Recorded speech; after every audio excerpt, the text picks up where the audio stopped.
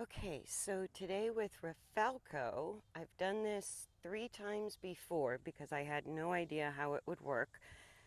But we're starting to play with the metronome with tempo for Rafalko. So, kind of like Lexi, because both horses have overused their neck, dropped their back for years, and the hindquarters are kind of the biggest deal to correct. I'm just working at 60 beats per minute on as the tempo.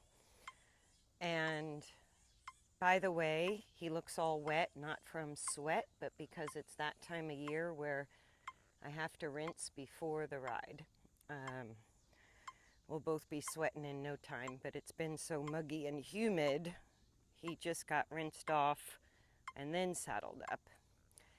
So, what I do introducing this, and you'll see the reason I've had to kind of avoid this. So this is our 4th session of working on the tempo.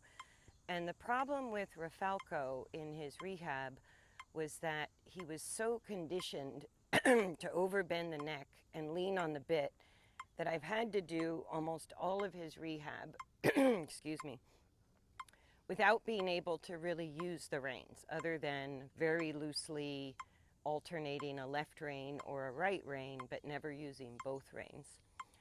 And in order to work on tempo, I'm going to need to create some rein resistance on 2 reins if he needs to slow down.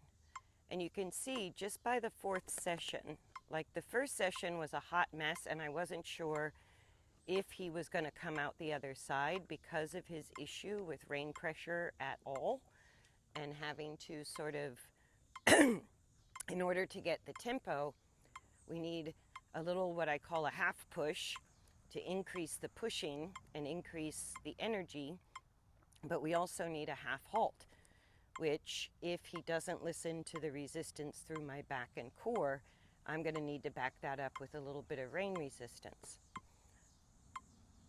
So I'm still using tight turns, although I've not been focused on the steering as much as just feeling each hind leg fall into the tempo. And we have those big ass horse flies, so I hope he's not getting bitten. So it's been really interesting how he came through it, even though the first session when I started to use the reins a little bit to slow him down, he overcurled his neck, he gets busy in the mouth, he just looks like I'm killing him with the reins.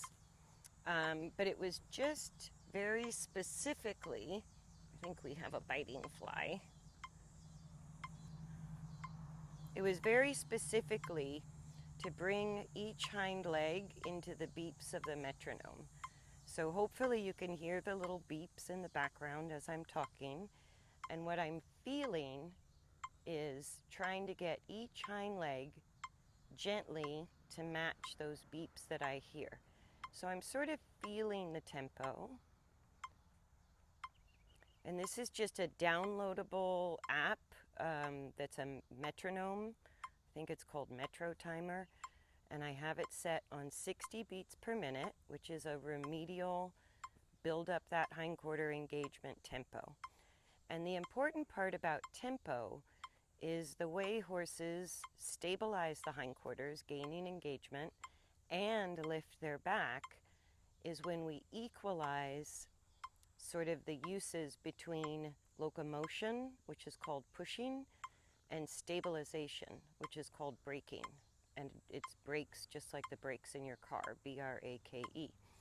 So if they're weak, using the back muscles for those 2 functions, if they have trouble lifting the spine upward, if the hindquarter muscles and the pelvis, if the hindquarter muscles are unbalanced between locomotion and stability, or if the pelvis is moving around too much, the pelvic bones, then it's very difficult to get a precise rhythm or a precise tempo. And what you'll see is, especially as I add turns to kind of help him keep his hind legs under him, which has been difficult. He may adjust the stride length. He may adjust the miles per hour. But what I'm looking for is the tempo, because the tempo is the most accurate way to feel balance front to back and to begin lifting our horse's back and engaging the hindquarters. Tempo is everything. And I've done some podcasts like tracking up means nothing. Faster does not equal better, and that's how he was pushed into a habitual use of extension and really wreaked havoc with his neck and his front legs, developing navicular and ring bone. So for him to slow down before I started using a metronome, that was a big ass deal, right? To get him to not just hold in his neck, that was a big ass deal. Now this big ass deal is that he can feel my hands on the reins. I can use both reins a little bit when he falls forward or if he gets faster than the tempo. And so far so good. I was thinking the first part of this ride would be all the ugly part, because like I said, we've only done this 3 times before, and the first time was ugly. He went straight into his neck as soon as he felt the rein contact and had a very hard time getting out of it. This is not bad. He's overusing the neck, he's dropping the pull, but the big improvement is his mouth is kind of quiet, which means he feels better, he feels more stable. The other thing I love about the tempo is in sort of feeling each stride of the hind legs, we're also working through the last of that crookedness, the last of asymmetry between the left and right hind legs. So in order to keep really a precise tempo, we have to get both hind legs working equally. And if he needs to shorten the stride to make them equal, then by all means, equal is better than unequal, no matter how you slice it or dice it. There, he nails it, right? And so he's pretty close, even after just 3 sessions. I forgot to look at my watch. 3 sessions of playing with this, he's really digging it, and he's feeling the support, because what the metronome does is it helps us improve our timing. It helps us tune into the feel of the back and hindquarters, and it helps us give micro aids and not overdo the aids or underdo the aids. And you can see he's not perfectly in the tempo, but he's pretty darn close. And he's even got a light sort of reach for the bit. There, he just got behind the bit, dropped his pole, went back into his neck. And I feel also at the same time, the back gets a little unstable, the hindquarters get a little unstable. There, as he gets more stable through the back and hindquarters, his neck lengthens again a little, and I feel him gently take the bit. So fixing his issue with the bit and the rein contact and all of that really has nothing to do with my hands or the reins or the bit or the kind of bit, whether I use a bit or not.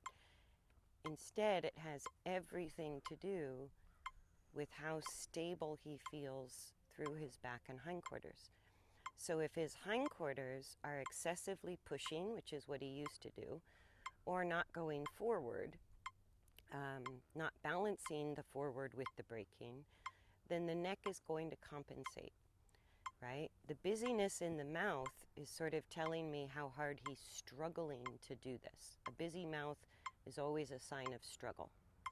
I don't know how the struggle is manifesting, but I know the horse is struggling, right? And he also had sort of a conditioned response. If he feels the rider's hands on the bit, he automatically rolled his, kind of went into roll cur, like just completely curled his neck, gaped his mouth, champed the bit, stuck his tongue out, like just all these signs of distress. So I'm super happy. I'm going to continue with this exercise with him under saddle. I wasn't really sure he was ready, and I gave it 3 times because kind of by the third ride, working with the metronome, literally the whole hour, we didn't do anything different, didn't focus on the steering, just focused on the hind legs, moving with those beeps, right? And finally, by the third ride, probably the last 15 minutes, he really quit fussing with his head and just relaxed into it. And I'm surprised at how well he's starting off today. I didn't expect it to be quite this good. But until I was sure that this exercise was appropriate for him, meaning he could get through all of those old habits and get through that stress and even find a few strides of what I was looking for. He literally, I think, got 2 or 3 strides by the end of the first session. And so I thought, okay, I'll try it again. And then by the second session, maybe the last 5 minutes, he was not showing signs of stress anymore, and he was starting to find the tempo. And then the third time, really maybe the last 15 minutes, and little sneaky peeks throughout the ride, he kind of started to quiet the mouth, lengthen the neck, and get the hang of the tempo. So now on this fourth ride, I'm actually really pleasantly surprised at how much he's concentrating, how quiet his mouth is. The dropping of the pole, the curling of the neck isn't going to go away quickly. But it is directly related to how well, I think a bug went down my shirt, how well you can see the hind legs in time with the sound of the beeps. And we're pretty close most of the time. And then when we nail it, he kind of lengthens that neck out and gently takes the contact on the reins. And that's what happens after the back and hindquarter. I definitely had a bug. After the back and hindquarter are stable. And the hindquarter, this is part of developing hindquarter engagement, front to back, or the overcoming the backwards disengagement. And first, he was so unstable back there, I sort of just focused on the lateral instability of the hindquarters. But we worked on many, many small circles, sort of gently encouraging those hind legs to step up deeper, while I was really focused on resisting the imbalanced forces left to right. And that got us mostly to long and low. It really overcame the biggest problems and got him out of extension for the most part. The other factor of really overcoming extension, dropping the back, and actually beginning the process of lifting the back has everything to do with balancing woe and go. Sort of, you can think of it as self-propelled, balanced with self-controlled in the forward motion, down to the specificness of the hind legs maintaining a consistent tempo. The quicker the tempo, the more muscle they have to use.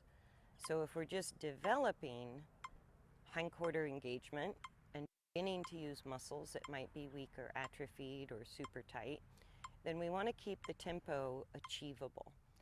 Because the point is the equalness, right? If we get the equalness, we change the skeletal coordination and the muscle use. When equal is easy, then we can start quickening the tempo, adding energy without excessive speed that starts to throw him back out of balance. So up to the level of a competitive walk, trot, or canter, if they can't be equal at an easy tempo. So there's the neck use I was talking about. Really, that was pretty mild. He didn't even make his chompy noise. But equal and rhythmic, when it comes to balance, is singularly the most important part of the forward motion, because it really has to be somewhat straight, has to balance all kinds of muscle and skeletal use and joint use to gain the engagement, lifting the back, which is how they're able to hold the tempo. So I'm not forcing him into the precision of the tempo. I'm just sort of aiming for it. And I'm just giving him maybe a little push, light little tap with the whip if he gets slower, and then a little resistance with my back and the reins if he gets a bit quicker. He's got to figure out his own stride length that works for him to keep the tempo. So he's going to adjust stride length and maybe adjust speed while we're just trying to balance each hind leg stride. So that's about 10 minutes. And he's coming and going, but you can see when he nails the tempo and how that might alter the use of his neck.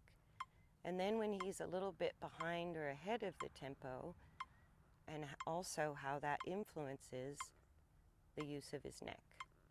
So there's a direct relationship between the stability I feel under the saddle, the little bit of stride, like there's a little kind of bounce or wave of force with each stride of each hind leg. And if we're quiet enough, we can feel it. If we've been driving with the seat, hammering on our horse with the legs, you won't feel it. Also, if we're not stable through our pelvis, spine, and head, then we're so tight trying to just be stable that we can't receive the feel of the horse. So every single person can feel the hind legs. If they just quiet down the axial skeleton, particularly the seat, and allow the horse to carry, sort of like a butler picking up a tray, right? The saddle is the tray, I'm on the tray, and his hindquarters have to pick me up and take me forward. And if he halts, then I give him a leg aid and say, no, your job is to self-propel forward motion, right? Then if he falls forward on the forehand, he pushed, but he didn't control it. He didn't stabilize it. So his body weight went forward through the back, right down to the front legs. That was actually Rafalko's weaker system, was the braking system, which is about controlling body weight as well as controlling something like tempo, stabilizing the forward motion.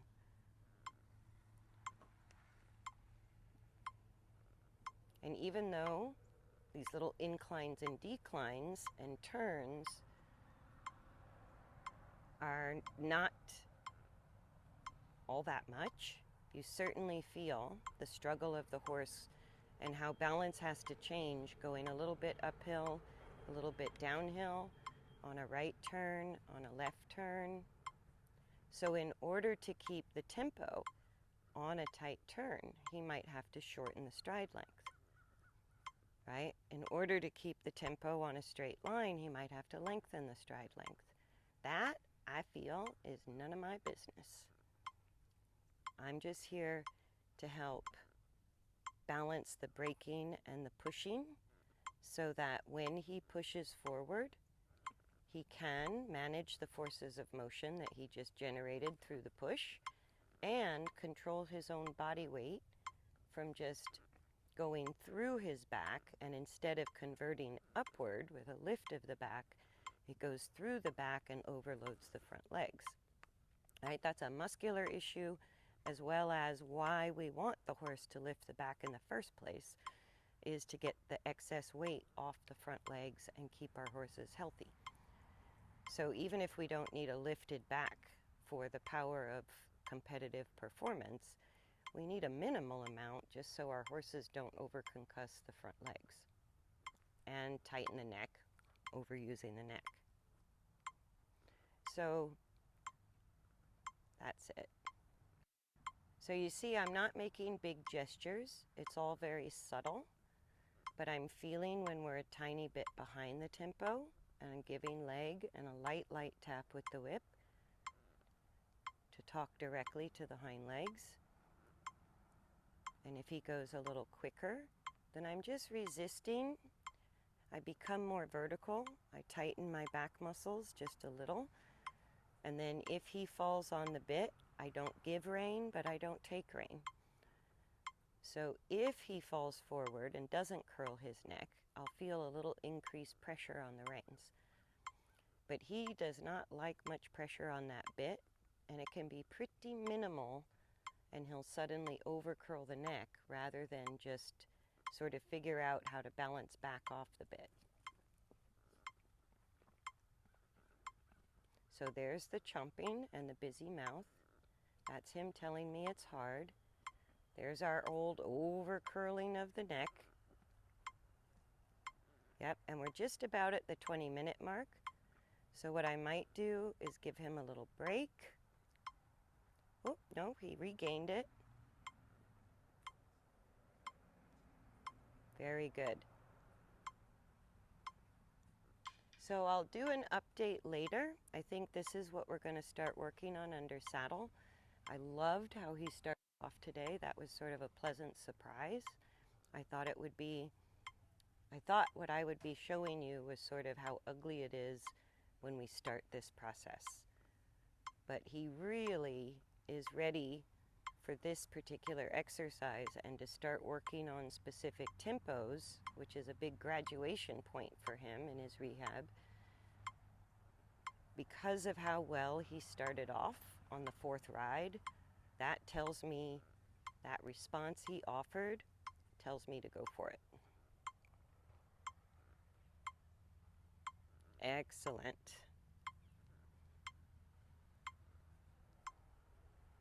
So here, to bring him back a little bit without losing the energy. And the tempo is a really good way, using a metronome. I don't know that the human brain can do it without outside sound, because it all becomes too subjective, and we start to just mirror the horse's imbalance if we don't have something objective outside of ourselves, outside of the horse's movement, to sort of keep us in check. And I always play the metronome out loud because I swear the horses listen to it. And I think this horse, when I've played with music before, years ago, and played with the metronome before, I think he sort of hears the sound and starts to want to match it with his movement. And once we get good with the metronome, we'll play with music, because that's a little more entertaining, a little more fun to play with. But just beginning the process, the metronome is not distracting, and we don't have different interpretations. It's just 2 beeps to match the hind legs. Very simple, very clean. And as we feel our horse get it, we start to feel stability come through. We start to feel ease of motion. We get rocked around as a rider a whole lot less than when they lose their balance. So it feels easier for us as well as easier for them. And I don't see, even in dressage judging, that people really value tempo, which is really what the musical freestyle is supposed to be, sort of the highest form of, balance, because you're changing tempos between walk, trot, and canter, but each walk, trot, and canter should have a very consistent rhythmic tempo. That's interesting. So now he needs to let go of his neck completely, and I feel the stability and the tempo becoming more consistent. So the tempo helps us also understand what stillness in motion means, right? And it's effing precise. It is not something we can sort of get and have it work to really change our horse's coordination and balance. So I'm pretty thrilled. I thought I might be showing you a hot mess to start off with this morning, but I'm actually pretty thrilled that he retained what he learned the last 3 rides, and that he's physically capable to start off pretty darn close to our tempo and then get better and better as we go. Oh, you got an itch. Okay, so we'll wrap it up there.